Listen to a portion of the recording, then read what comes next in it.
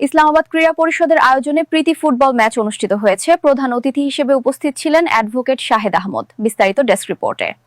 আজ ২৯ মার্চ ২০২৬ রোজ রবিবার ২ নং পশ্চিম জাফলং ইউনিয়নের ইসলামাবাদ ফুটবল মাঠে ইসলামাবাদ ক্রীড়া পরিষদের উদ্যোগে এক আকর্ষণীয় প্রীতি ফুটবল ম্যাচ অনুষ্ঠিত হয়।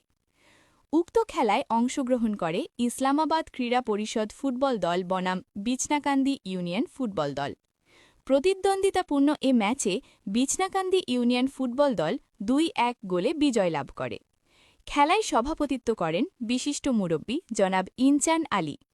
অনুষ্ঠানটি যৌথভাবে পরিচালনা করেন সুনাম উদ্দিন ও মাজেদ আহমদ। পুরস্কার বিতরণী অনুষ্ঠানে প্রধান অতিথি হিসেবে উপস্থিত ছিলেন তরুণ আইনজীবী, গোয়াইনঘাট উপজেলা ছাত্রদলের আহ্বায়ক ও সম্ভাব্য চেয়ারম্যান পদপ্রার্থী, গোয়াইনঘাট উপজেলা পরিষদ অ্যাডভোকেট শাহেদ আহমদ।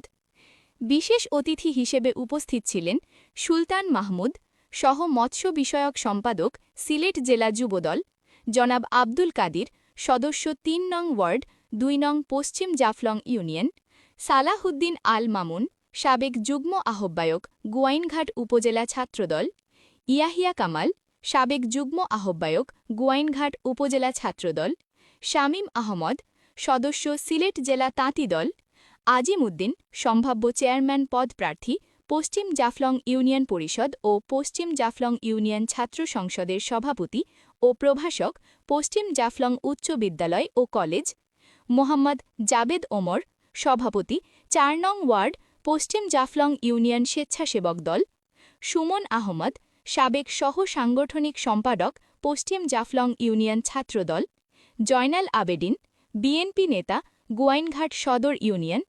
এছাড়াও পশ্চিম জাফলং ইউনিয়নের বিভিন্ন শ্রেণীর ক্রীড়ামোদী ও ইসলামাবাদ গ্রামের গণ্যমান্য ব্যক্তিবর্গ উপস্থিত ছিলেন। খেলা শেষে বিজয়ী দলের হাতে পুরস্কার তুলে দেওয়া হয় এবং উপস্থিত অতিথিবৃন্দ খেলাধুলার মাধ্যমে যুব সমাজকে সুস্থ ধারায় এগিয়ে নেওয়ার আহ্বান।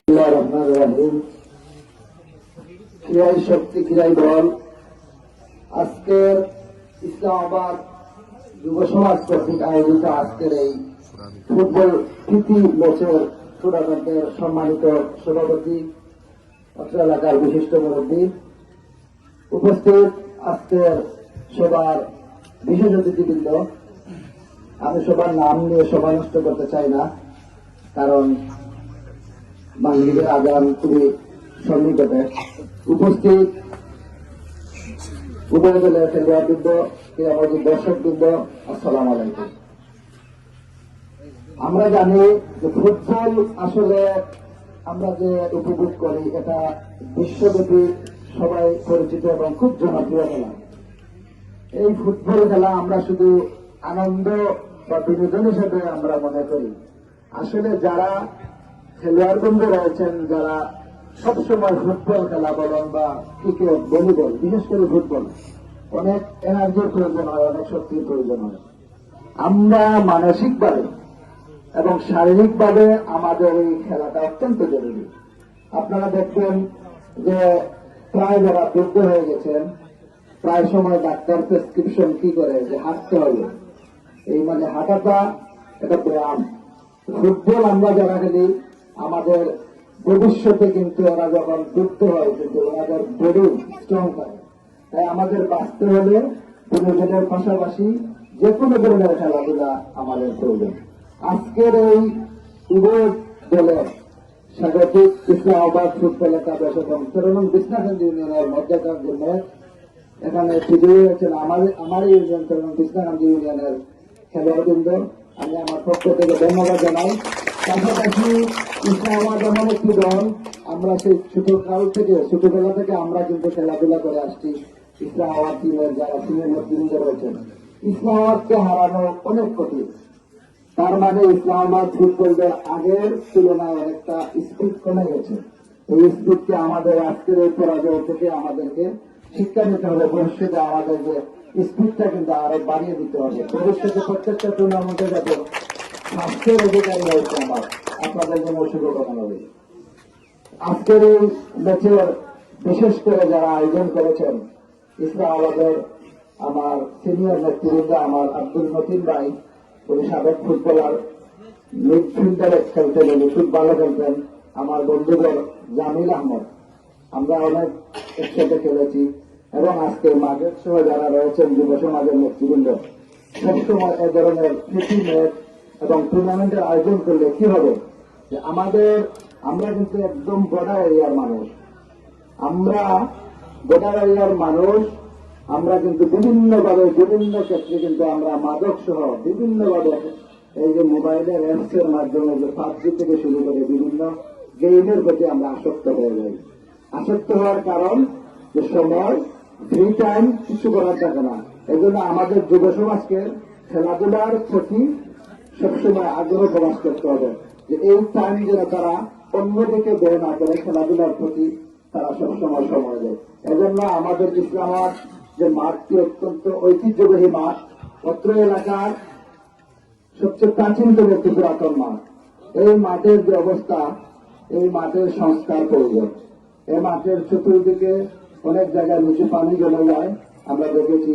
এই মাঠকে সংস্কারের জন্য আমি আমার পক্ষ থেকে যতটুকু করা প্রয়োজন ইনশাআল্লাহ আমি করবো, আপনারা শুধু সাপোর্ট দিবেন আমাকে।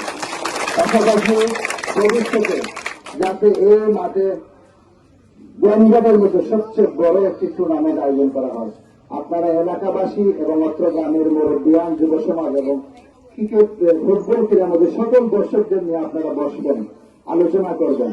কারণ খেলাধুলা, ফুটবল খেলায় বেশিরভাগ বিশৃঙ্খলা তৈরি হয়, হানাহানি তৈরি হয়, মারামারি তৈরি হয়। আমরা যদি সবাই ইউনাইটেড হই, তাহলে কিন্তু মারামারি হওয়ার সম্ভাবনা কম থাকে। এই জন্য আপনারা আগে সবাইকে নিয়ে বসবেন, বসে আপনাদের ক্লাবের পক্ষ থেকে আয়োজন করবেন। পুরস্কার যা প্রয়োজন, যেটা দেওয়া প্রয়োজন সেটা আমি, আপনারা যদি মনে করেন, আমি সেটার পুরস্কার দেখায় করে থাকবো। এবং আজকের এই আয়োজন অত্যন্ত সুন্দরভাবে সুশৃঙ্খলভাবে কোনো ধরনের ঝামেলা ছাড়া যে টুর্নামেন্ট অনুষ্ঠিত হয়েছে, এই টুর্নামেন্টে যারা আয়োজক কমিটি রয়েছেন এবং রেফারি সহ যারা লাইসম্যানের দায়িত্ব পালন করছেন, সবাইকে ধন্যবাদ জানাই। এবং ভবিষ্যতে আমরা এই মাঠে বড় একটা টুর্নামেন্ট দেখতে চাই কিনা? অবশ্যই আমরা বড় একটা টুর্নামেন্ট দেখতে চাই। এবং এই জয়েন্টের সবচেয়ে বড় এবং সবচেয়ে সুন্দর জমকালো আয়োজনের জন্য ইসলামাবাদ মাঠে একটি বড় টুর্নামেন্ট হয়। সবাইকে ধন্যবাদ জানাই। আর আজকে যারা খেলোয়াড়বৃন্দ রয়েছেন, আপনারা বনগা যাবেন না, যারা পরাজিত হয়েছেন বললাম ইসলামাবাদ এই আগামী টুর্নামেন্টের জন্য ইসলামাবাদ ফুটবলের ফাইনালে অন্য কোন টিমের সাথে প্রতিযোগিতা করে আশা প্রত্যাশা রেখে সবাইকে ধন্যবাদ জানিয়ে আমরা বক্তব্য শেষ করছি। ধন্যবাদ সবাইকে। আসসালামু আলাইকুম।